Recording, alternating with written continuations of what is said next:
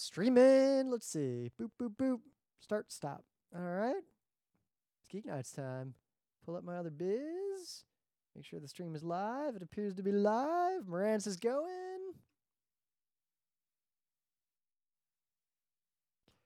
Refresh this view. Oh, the battery in this thing's finally going. It dimmed a little bit. This light. I didn't buy. Yeah, so the one that came with it, I plugged it in, and first, it got real hot like within a few minutes, and second, it made a noise like. Yeah, I have one of the ones I have makes a noise no matter what, so I don't use that one. So you know what I did instead? The other one makes a noise, but what I have, it only makes a noise if I have the dimmer on max brightness. Oh. A little bit, the buzz goes away. So instead, I just bought a second battery for this because it's the same battery that all my other lights take. And the battery is just way safer, I think. If I need the battery, I'll just put the AA loops in there. Yep, that's what I would do if there was an emergency and I needed this light. But I have, the AC adapters are totally shady, but I just use them. Well, I only use the AC adapters now for the big lights because the big lights take a big fucking battery. Like those big panels I got in there. Which we don't need any. Like, we can do video at your place. We really only need those big lights if we do, like, a big video. The big lights make it look better. They do. So there's a rumor going around about a GH5S. Uh-oh. Which is supposedly going to be, I guess, better and different in some way. Also, usually the way Panasonic works in the past is they would release a GH, which is like the best at everything, but is mostly for video, but is still the best at everything.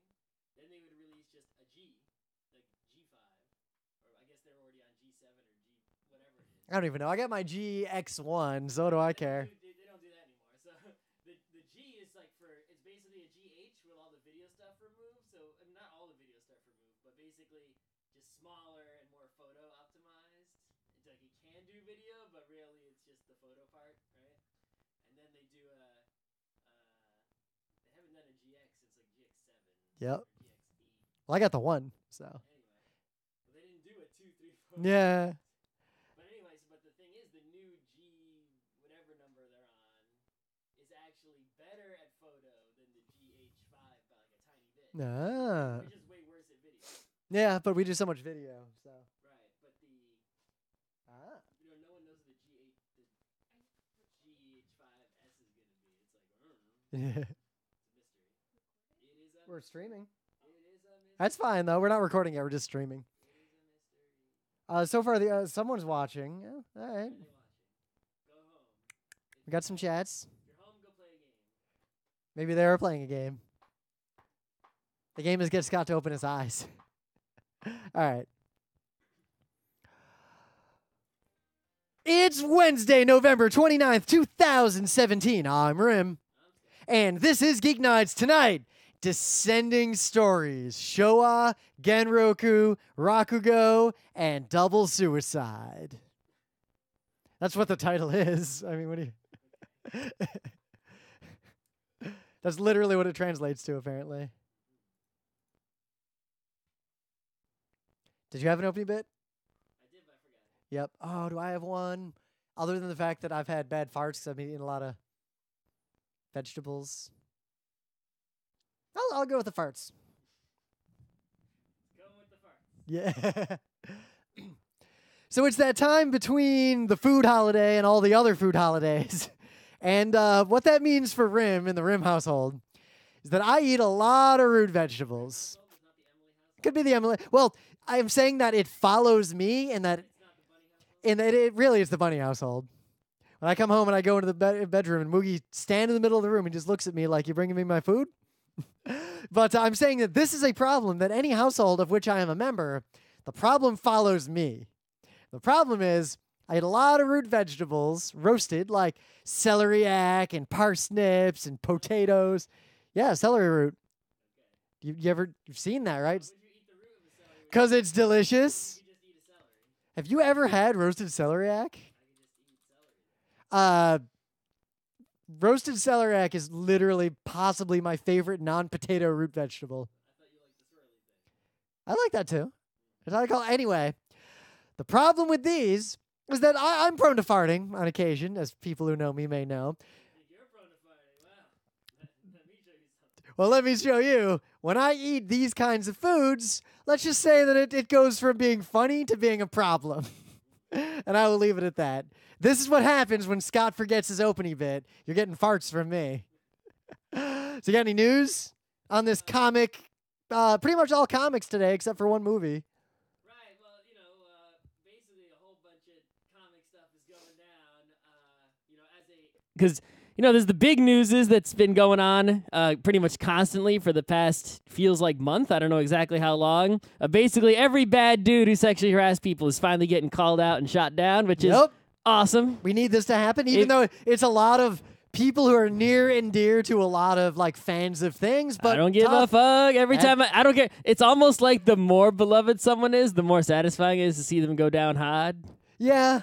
Like, even if Mr. Rogers went down, I'd be like, yeah, well, I mean, if he did something.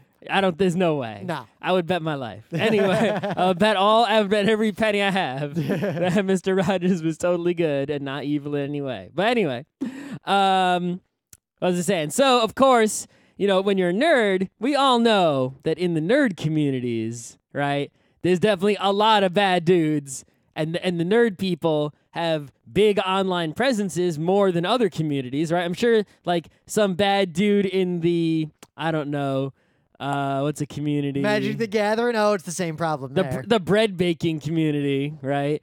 I'm sure there are many, evil sexual harassing bakers out there, right?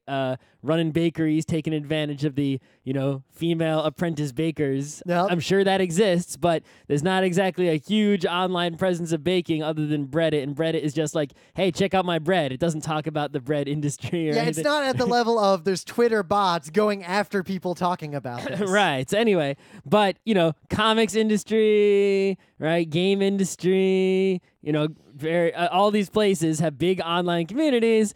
Someone in the Magic, there's drama going on in Magic the Gathering community right now, right? Such and such. But anyway, what's going on as a result, right? People are not just getting called out for sexual harassment, but also for and sexual assault also. But pretty much any affront, well, right? Any affront, anything that is a crime against just basic morals, anything that is indecent or distasteful is now being called out. So, well, I think both indecent and distasteful deeply describe what we're about to talk about. Right. So there's this dude, and his name is Cebulski, and we may have talked about him in the early days of GeekNights because it was around that time. 2005, 2006-ish, that I was aware of this individual because I was buying comics, and Cebulski is a dude who's somewhat, he has things in common with me. He's a white dude from Connecticut. Yep. He works for Marvel Comics. I enjoy comics. Basically the same person. Basically, no, but he's a mad weeb, right? He wasn't one of those people that was like I would hear him talk on podcasts or see the comics that he was writing or reading or whatnot. And it's oh, this person is actually a weeb who has legit knowledge about manga and such and isn't just someone who only likes Naruto or whatever, or is pretending to like manga in order to promote it, right? You see those people who are faking it and those people who are actually legit, right? So he's basically a weeb that worked at Marvel Comics. And actually, his jobs at Marvel were often related to his, manga knowledges and such. And now that... So the news is you may know him by a different name and not realize it. Well, no. So the first news is that he is now editor-in-chief at Marvel Comics, which, if you don't know, is the number one creative job you can have at Marvel or DC is to be editor-in-chief. I guess same thing at Shonen Jump or any comics publishing place, right? If you're the editor-in-chief, you're the number one creative person. You're the person who has to talk at the conventions. It's anyone above you only cares about money or is a Disney exec or something, right? You're in charge of the comics. If it's in the comics, it's your responsibility, right? All the other editors, writers, artists are all under you. It's the big job, right? He finally, after so many years, he's been there since at least 2005 when I just, probably before then, worked his way up to that job. Now, you'd think if he's a weeb, then he would be able to push toward fixing some of the most egregious problems that are specific to floppy Marvel comics. Right, no, there is actually some chance that he's gonna, do some good things that a, weeb manga type loving people like us will appreciate. Like he could, it's more likely that he will push Marvel Comics in a direction that we appreciate than any previous editor. Which is why this is all such a shame. Such a shame that way back in the day, well, not too far back, but back enough that... Mid-2000s, which actually is a terrifyingly long time ago. I actually remember this, and when it was brought up again, I have this vague memory, and now that the truth is out, it's so clear, right? There was a time when there was, Marvel Mangaverse and, some other Marvel comics that had, hints of, manga-ness in them, right? And I remember seeing some comics around that actually seemed that there was a time where they were getting Japanese creators to work on Marvel Comics, right? And it was ooh, and I remember seeing plenty of, Japanese names on Marvel Comics, which came out of nowhere. It was suddenly they're like, oh man, manga's the hot thing, I guess, and that was the time when, Media Play was not yet dead, right? And there was, manga was, the boom was happening, right? So Marvel was jumping on that bandwagon a little bit. And I remember seeing some names there that were not, the names of known creators. Although perhaps Akira Yoshida. Right. So apparently Akira Yoshida is actually the current editor-in-chief of Marvel Comics, C.B. Cebulski, fat white guy from Connecticut. Yep. So, yeah. So on the one hand, right, people got to understand using a fake name to create things is, in general, a thing that has always happened for a very, very long time and is acceptable in the right circumstances. Yep, there are a lot of reasons someone might do that. They might be writing, say, smut and need to separate it from their non-smut persona in case they want to get certain kinds of work down the road. They might be actually, writing for some other author. Like you're writing a book, but actually it's all going to be published under this one author's name and you're getting paid, right? Like a lot of those pulp books that you might read. Yeah, you go to the grocery store and there's 1,000 spy novels all by the same name. It's no. Those are by 20 different people. It sucks and it's sad, but a lot of people who are not white dudes will often use a pseudonym that makes them seem like a white dude to avoid that basic latent racism in the consumption of media in the U.S. Right, if you're going to send your pitch to a whole bunch of publishers and they're racist, but they're going to see your name, and your name is very foreign to the United States, they might look it over or be prejudiced towards it.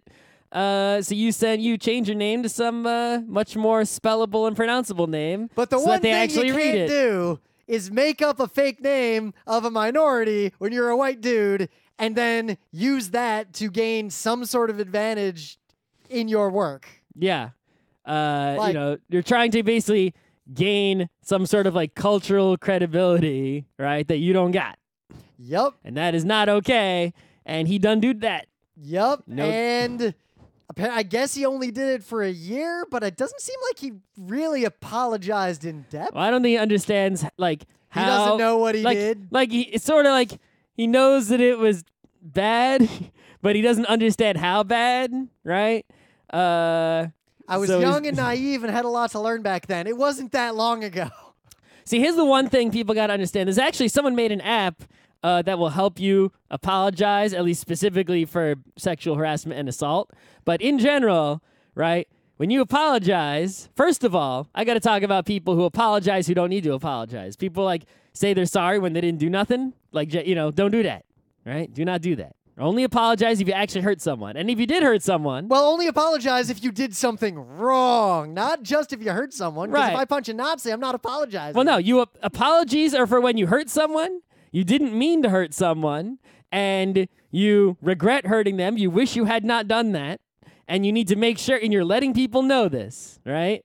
And what you got to do to make a quality apology, it's real simple. Number one, do not make any excuses in your apology. Yep. If you make an excuse, you're not apologizing, right? Yep, you're passing the buck. Right. You must make no excuse. So saying you're young and night nut, that's an excuse. You cannot make an excuse. You just got to say, I was bad, I didn't do it. Yep. And number two, you got to try to fix it in whatever way you can. And obviously, you'll never 100% fix anything because time only goes in one direction, but you just got to do your best. And people still might not forgive you.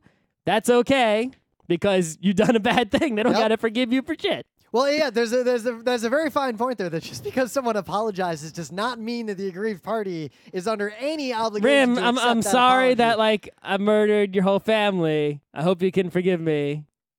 I didn't make any excuses. I'll try to make amends. I will, try to fight crimes and also give you money and You're going to turn into Batman? I'll do things to make up for my heinous ways and that doesn't mean you have to forgive me. I fucking murdered your family. Yep. Right? That's now, how if it we is. got to the point where we could undo that, that's a whole different ballgame. Oh, if we could undo murdering, then murdering wouldn't be wrong, would it? No? Of course, Would it it? seems like in free market it ends up being Would wrong it? anyway. Would it? Yeah. Would it? You didn't read the culture book that gets into that, actually. Yeah, all right. But the point is, apologize properly. Also, you're editor-in-chief of Marvel now. People are going to be... if you're about to get promoted to a job of visibility and you have any sort of skeleton in the closet... I would suggest either... no matter how big or small, either get the skeleton out of there or don't get promoted. Just decline. Be like, no, I'm good. I'll stay at my second-tier job. Yup. Because now, I guess there is a third way if you're evil. Third way? If you Go to the moon? If you are confident you can hide that skeleton forever. You can't hide the skeleton. The internet exists. It is the ultimate skeleton finder. Yup. I mean, in the modern world, you can't make up a name because names If there's are tied anything to I know things. about following Rim on Twitter, is the internet is great at finding skeletons. Especially if they're dancing. You don't understand what a golden age this is for me. The age of the skeleton has come. I mean, the share zone. So, in other news that's at least a little bit less depressing, if you weren't aware, The Breadwinner came out, and you can totally go see it in a theater if you live in a real city. So if you do not know, right, there was a studio of animation named Cartoon Saloon, and they made Secret of Kells, which you haven't seen. Why haven't you seen it? Yeah, it is one of the best movies like that I'd ever seen in terms of just how It actually beautiful came it out a was. scary long time ago. Yeah, it did. Well, anyway, but it's an Irish animation studio called Cartoon Saloon. It's like the premier animation. It might be like the biggest animation studio in Europe that like I even know of, or outside of U.S. or Japan or Canada or where else. It's like I don't know of big animation studios from other places. Well, they make good stuff, and most people, if they know about them, they know about Tom Moore specifically. Right, so Tom Moore wrote that movie, right? He was like the creative drive behind that. And then, due to the success of Secret of Kells, which is like a labor of love that probably didn't make a lot of money, they made Song of the Sea. Which the Song of the Sea is basically a perfect movie. Like, I literally can't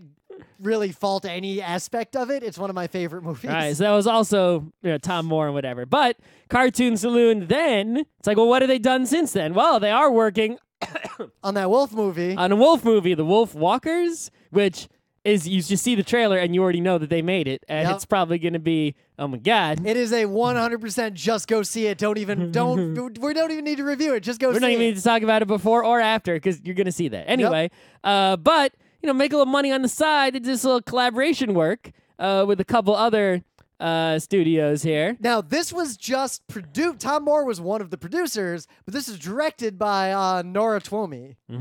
Twomey? I don't know. Sorry, I don't know how to pronounce your name, Nora. Yep, I also do not know. But The Breadwinner, we saw it in the theater, and I don't really want to give a full review to it, primarily because you should just go see it. Like, most of what we might say is moot because you're just going to go see it however you need to see it. Because, one, it's beautiful.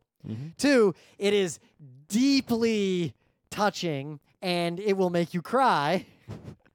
And three, it's a movie that needed to be made and needs to be seen because a lot of people, despite the fact that the U.S. invaded Afghanistan and tore down the Taliban and left this chaotic realm behind, it's about the people of Afghanistan, right? And it's beautiful. So the story of this movie is that you have this, family living in Afghanistan, and they don't got a lot of monies, but they're post-rise of the Taliban, but not out of the people who the older people in the movie were in Afghanistan before the rise of the Taliban. Before, Russia and before it sucked, right?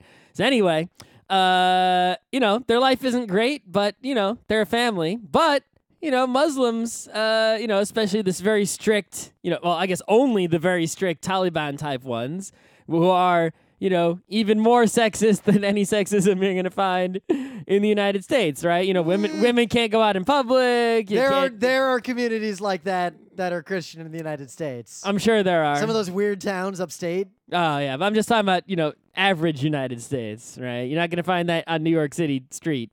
Right? Yeah, well, the point is that even the Hasidic Jews who are real bad in this regard are not that bad. They're slightly less bad. Under the Taliban, still way bad, though. Something very specific was that women were basically not allowed to do anything unescorted. Yep. You basically can't go outside. You're supposed to stay in the house and be owned by your husband or brother or father or closest male relative, and that's your life, and right? Something happens to this family, and this young girl has to dress as a boy to be able to do simple things like go out and buy food for her family. Mm-hmm. And it goes on. That's why she's the breadwinner. And what it's really about is the sort of the resilience and storytelling and history of the Afghani people who have dealt with regime after regime and proxy wars, the Cold War, throughout all this history. It's sort of the story of how those people have continued to survive and make do. Mm-hmm. And how there are both, there are good and bad people in all these situations. Mm-hmm. And I don't really want to say any more because seriously, you should go see this movie. Mm-hmm. It's fantastic. And it is currently still in theaters if you live in a real city. Yeah, if it's not going to be in every movie theater. But if you live near a populated area, it will be in the artsy theater. But I mean, the thing is, if for some reason you live in a boonies place or another country or somewhere where you can't see this easily, it will probably be streaming, downloading, within a year, within 6 months even maybe, who knows, right? The Secret of Kel's and Song of the Sea, you can both I think now, they were on Netflix for a time, but I think now if you want to see them legally, you got to pay on Amazon. Yep. But I think they're like $5-10, something like that. What was interesting, though, is when we went to see it, usually when we see a movie, like a cartoon saloon movie like Song of the Sea, or like any anime movie, in New York, it's like the same set of weebs show up every time. I don't know any of those people, but I see them every time I see one of those movies in the theater. Yeah, they'll always be like, we went to the showing of Ghost in the Shell Arise. Oh, Yep. Look who's here. Oh, we go to the showing of Satoshi Kon. Oh, look, who's here. It's the same weebs again. The New York weebs who go to any time something is screened. It was fascinating that I did not see those weebs in the theater for this, but the theater was still full. Well, usually when we usually go like children's film festival screenings, and those are usually full of like a whole bunch of families with kids and stuff, right? But if you go to like a Ghibli that isn't part of that, or like any ad, it's just weebs. Yeah. Weebs all the way down. Mm-hmm. Not weebs. The weebs did not seem to be the primary draw for this movie. Nope. Even though the weebs should probably all see it. So yeah, go see this movie. It's All great. the human beings should go see it, probably. Yep. So in some other news that I don't want to go too deep into, Anime NYC, as you know, happened. It was the sort of first new anime convention that's real in New York City. We would have been there if not for PAX Unplugged. Yep. And it seems that at least judging by social media, people I know who went there and other things, it seems to have been worth a subway ride to go to. So if it does not collide with anything next year, I will probably go to it. Yep. So I think at this point, unless this reliably overlaps with PAX Unplugged every year, which hopefully it will not, then I think Anime NYC is going to become the sole anime convention that we perform at because I can take the subway to it. And as much as I love Anime Boston, because it's a fantastic anime convention, it's just too much of a pain, and there's too many PAXs we have to deal with now. Oh, by the way, the next anime season is going to begin in like early mid-January. So that means we got to do our judging. It's maybe late December when I'm not working. We have to do another judge anime by its cover. We're gonna do it for reals because I'm excited. They're going well. I'm really happy with our judge anime by its cover. Our one is going well. Well, if you count the ones we did at Old Anime Boston that we videoed. Yeah, we're gonna keep it up though. Yeah, I haven't forgotten. All right. Oh, it doesn't come out in France until June. That sucks. Will we ever come to PAX Aus? Son, we've been to PAX. I've been to PAX Australia. I went to the first PAX Aus. Scott's been to one PAX Aus. I've been to two. If you send me a bunch of money in vacation days, I will go to all the PAX Aus's. I was gonna go this year, but I actually changed jobs and I couldn't take that much time off of a job that I literally just started. Also, not next year because we're going to go to Essen in October. And I'm going to go to Japan instead of going to PAX Aus. But the year after next year, I'm very likely... 2019 is a possibility for PAX Aus. I am very likely returning to PAX Aus because I want an excuse to go back to Australia. And I can go without also having to do work. Well, PAX Sauce has moved to a different time of the year than the first PAX Sauce, and now I want to go back so I can go to the tropical areas and not the cold penguiny areas. Because I got to tell you, we did a lot of hiking and like outside fun stuff. It wasn't just freezing cold walking around Melbourne. It was like warm fun times in Sydney. Mm-hmm. All right, let's do the things of the day. But anyway, things of the day. So many of you listening to a Wednesday Geek Nights are probably creative in some way, like you try to make games or you make art or something. But I noticed there are a lot of people. If you're not, you should be. Who like make some art or make some games, but then they see professional stuff like AAA stuff and they feel inadequate. Yeah, that was made by a whole team of people who had $1 zillion and worked for a very long time. Yep. So how are you going? all. You cannot compete with that. The fact that you can even come close to that with some Adobe shit in your apartment is a miracle. So this video is a full panel, like an hour-long panel from a convention. But what it is the basically creative directors of Overwatch taking you through, of course, your favorite, how they made Overwatch. But they show a lot of the early art and the early gameplay, and you should see what Overwatch looked like for more than a year of an entire team working on it, and then you will feel a lot better about how much progress you're making with your own art. Holy shit, was it just like T-pose stick figures shooting garbage at each other without animations for a long time. Yep. So what do you got?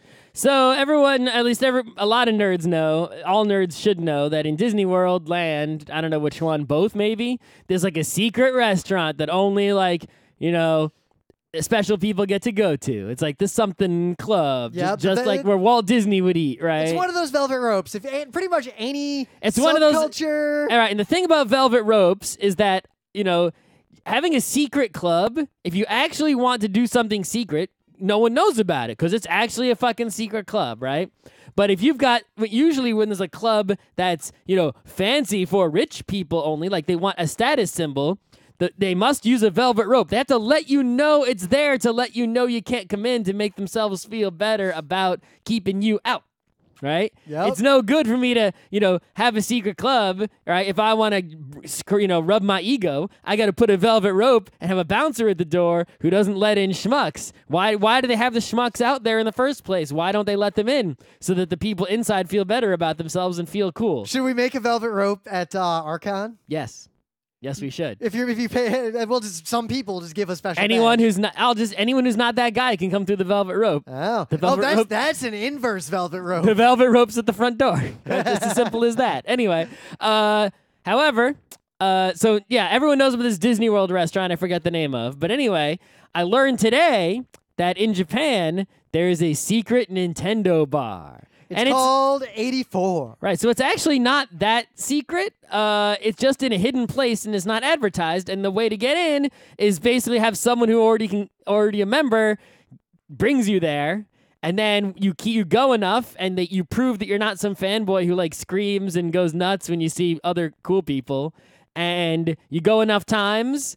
And you have a conversation with the owner and another member, and they decide, yeah, this person's chill, and then you're now a member, and you can now bring new people and so forth. So it's not super secret, but it's secret enough that like people don't stumble into it randomly because like it's probably not on the street. It's in like a location you could only go to if you knew where to go. And the people who go there are, a lot of Nintendo employees or pro wrestlers or mangaka or other somewhat famous people are the frequenters of this establishment. So, and what we have here is we have an article that A, let me know this place exists, even though I'll never go there my whole life. 2, tons of photos of the inside. It's pretty cool. Yeah, and the photos of the inside show all the awesome stuff they have there because, the place where Shigeru Miyamoto goes to get a drink is probably going to have some cool shit, and it sure does. Yeah, it does. It makes you want to open up a secret place, but I don't know how to do that. We got to have money. Someone's got to have money. I don't have money. Yeah, we have money. We don't have that money. I don't have enough money to open a place. So in the meta moment, the book club book was the 5th season. You should read it because we did our episode on it. I'm going to pick my new book real soon after I finish a bunch of other stuff I'm working on. We have a lull where we're doing real Geek Nights episodes until January. And then we got to go to PAX South. I feel like we just No, had. we're oh, going wait, to MagFest first. We did just have a PAX. We have so many PAXs. I'm literally losing track of them. It's starting to be a problem. I had to make a spreadsheet to keep track of which PAXs I have sent our panels to or bought a hotel for. Did your enforcer paperwork? Yeah, because now I got a lot of enforcer paperwork. Now I'm employed in multiple states, and it's a pain in the ass, to be honest. Yeah. So we will be at both MagFest doing a ton of panels and playing a ton of games. And at PAX South, we're on Friday, January 12th at 4 p.m. in the Bobcat Theater. We're doing a brand new Geek Nights panel talking Thanks about to me. balancing games. So we're going to talk about Panels how to, half done. how to stand on a seesaw. Almost, maybe a little less than half done. Yeah? Yeah, I think it'll be a good panel. I'm feeling good about it.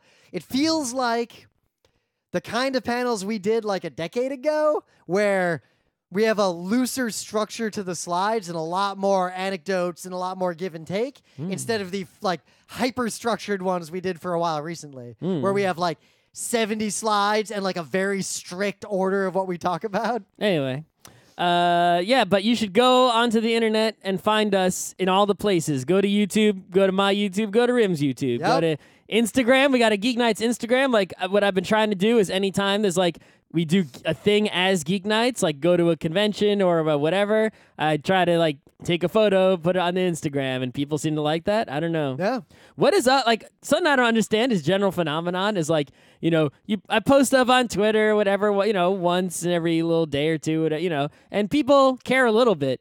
But if you post a selfie, you get likes from everybody. Yep. It's why? I don't like that. My like pattern doesn't follow that. I like things that are if someone posts a selfie, I don't necessarily auto like it. I like a lot more things, and the reasons I do are actually a surprisingly complex heuristic when I try to think about how to explain what I like and what I don't like. What I click the like button on versus what I do not click the like button on. But also, basically, for the rest of December, I don't have a lot to do, so I'm doing a lot more in the streaming and possibly, shorter video photo making department. Oh, speaking of which, did you bring the SD card for the panel? I think so. I think it's in my bag somewhere. Okay, we'll dig it out. It's tiny. It's hard. It's easy to lose those things. Because we did at PAX Unplugged the kind of event that we've done 3 or 4 times ever. We did him at PAX Prime and PAX East. At East, we did him in this normal-sized room. And at Prime, we did him in a room that's about the size of this Geek Nights room right here. It was a tiny room that's hidden that no one knew about. And for the first time, we actually videoed that kind of event. So it'll be interesting to have video of that kind of weird event that people could only experience if they went to a PAX and knew about the weird event we were doing. And we're going to try to put that on YouTube, which will be interesting. Got to figure out how to edit together all the B-roll we got and everything. But anyway, other than that, right, I had a Wikipedia open about Celeriac. Guess let's talk about this manga. Yeah, so I think it was last time we were at Anime Boston, we did the Judge Anime by its cover.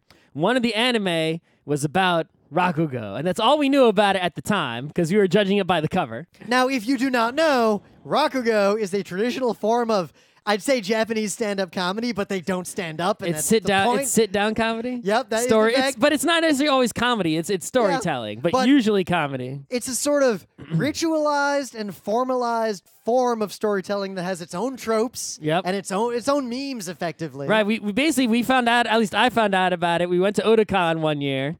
And they had this guy come who was a professional Rakugo performer. But he did it in English. He did it in English, which not too many people in the world do. Maybe was he the only one? If not, there's not many. We were single digits. Emily and I were actually looking for more of it because Rakugo came There was up.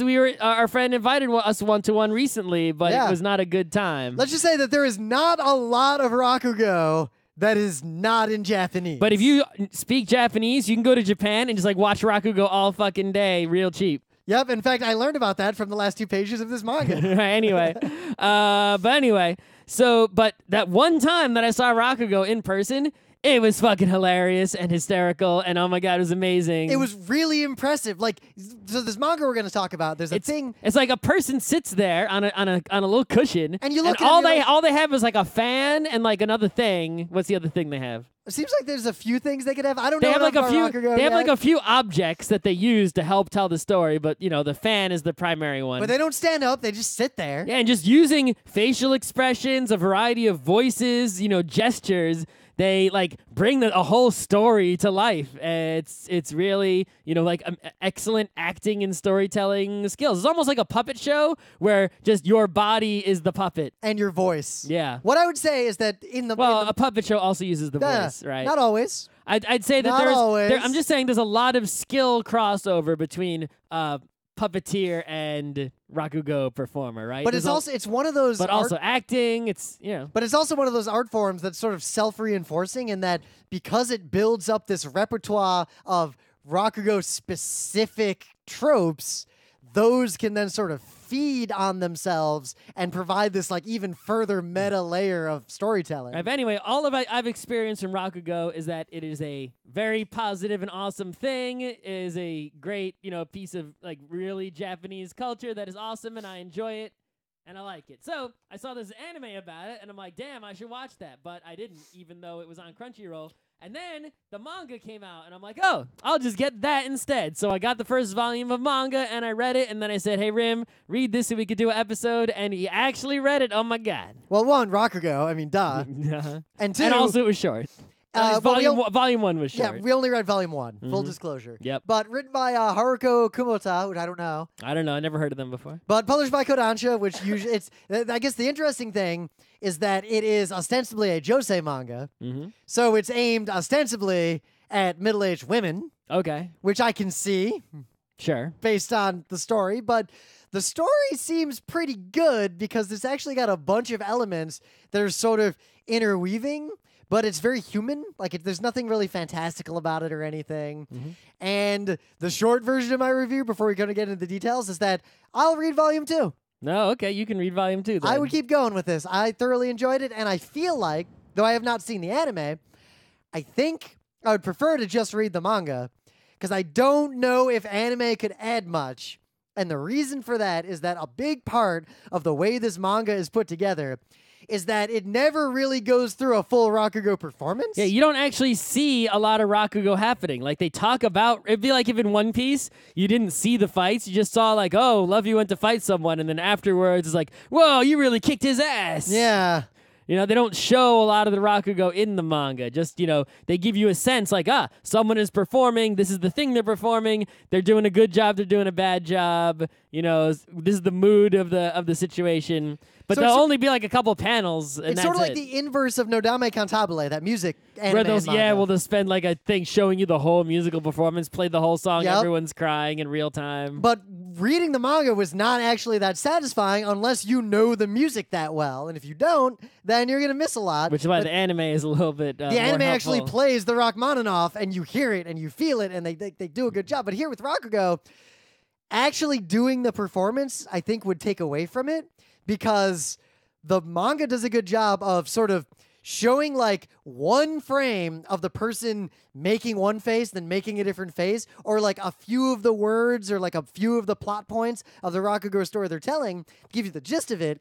And then instead, it just gives you an impression of how powerful that performance was, right? Unless your imagination run away with it. Because I think the thing is, using animation, I don't think, or even just filming a Rakugo performance with a camera, as opposed to sitting there in person, it's sort of like watching a Broadway show just on video, right? If you say it's the same, like, I don't know what to say to you. Right, it's like the power is taken out of it. So I don't think it's possible, or it'd be at least extremely, extremely difficult to capture Rakugo performance by animating the performance, right? Even if you got a Rakugo person to come in and do the voice acting for it, it wouldn't come across. So even if you were trying to pretend like, whoa, that person did a great job, but you as the viewer who just watched that same performance wouldn't feel that they did a good job, so it wouldn't work. Yep. Right? Because whenever you have, like, if Initial D showed just, like, really bad car animation as opposed to really bad people animation,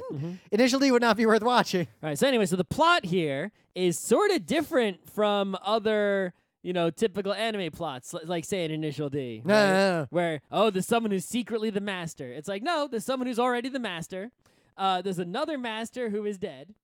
The other master who is dead's daughter lives with the master who is still alive. Who seems to believe that the alive master caused his death. You're living with someone who you believe murdered your father, which is already like, okay, wow, that doesn't make a lot of sense. And there's definitely something up with him because he has Even though- Yakuza connections. Right, even though he is a master of Rakugo, he's not like you usually think of like a wise master, like someone you just look up to them. They're great. Like there's a lot of characters like that in anime. Yeah. Right, where it's like Crazy Bunta. Yeah, Crazy Bunta. It's just like there's not any negative thing about them. It's like they're just the master. It's like no, this master who's still alive, while he's amazing at Rakugo, seems totally shady and untrustworthy. Well, I guess Like, but he's also complex. What I appreciate is that all these characters that we know of in this manga are more complex and human than I typically expect when I pick up some random comic. Yep.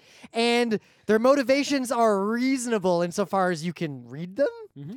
And like this guy acts in a complex manner. Like he doesn't always react the way you would expect. But you watch Initial D, Bunta reacts exactly the way you would expect. Right, he's just a trope character. He's Yep. wise old master, the trope. The characters in this are not tropes of any kind. So the main character, They're not cliche. The main character is really weird. It's a random dude who just walks up to the master on the manga. This is really disjointed. I think actually I really don't like this because it's like I do like it. it's such a bad setup. You're like, what the hell's going on I here? like it because it buries the lead. The main character's story. It's nice that it's different, but it's like, yeah, you follow the rules of storytelling for a reason. It's like you just threw me in. I don't know what the fuck's going on here. But basically, this random dude just goes up to the master on the street and is like, make me your apprentice. And the master's never taken an apprentice before, and he does. And that's like literally how it starts. It's like page 1. Yeah. It's like you don't know who this guy is. You don't know who this master is. You know nothing. In multiple of the characters, there's this buried lead of she thinks he murdered her dad, and yet so little is known about that situation that it sort of strikes you like It's almost like you murdered my father. It's like you have a father. This isn't your father. What? Yeah. It's like, and then like the more you think about it, the more concerned you get about Yeah. what this story is actually about. mm-hmm. And the main character is the craziest one because it's like, yeah, I guess he was he was in jail. All right, he got out of jail. What were you in jail for? And what was his answer? He says like, I don't remember.